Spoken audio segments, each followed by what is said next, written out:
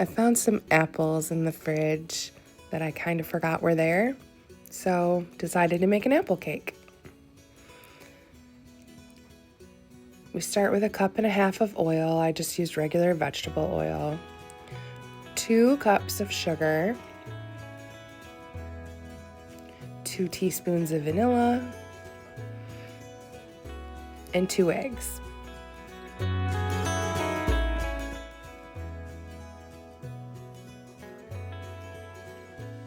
Then mix that all together. And then for the rest of the recipe, I did not do it the way that it said to, but it still turns out fine.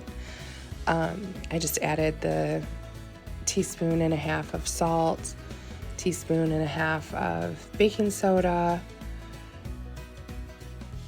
2 teaspoons of cinnamon, and 1/2 teaspoon of nutmeg.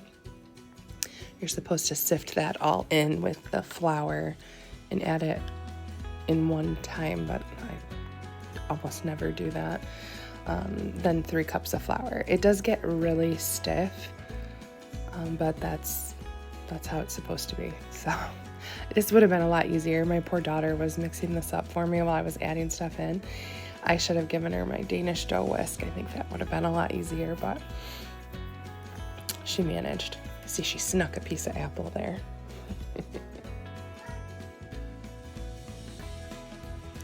I didn't notice her do that either when I added. She doesn't like nuts, so you're supposed to use, I think it said 1.5 cups of nuts, but I didn't use quite that much because I know she doesn't like them, but when I added them in there, she shook her finger at me like a little no, no, no. And then you're supposed to bake it in a 13 by 9.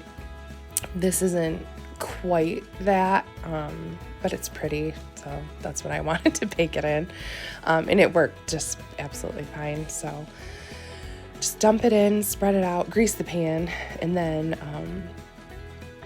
dump it in. I don't know that next time I make it, I might try it without greasing the pan, but just see what happens. There's so much oil in it, I feel like it would be fine, but maybe not. I don't know. I'll try it. And throw it in a 350-degree oven. I ended up baking this for about 45, I think, to 50 minutes, but it came out great, and it was absolutely delicious, and didn't have any crumbs left on the plate. So if you have some apples laying around, this is a good one to try.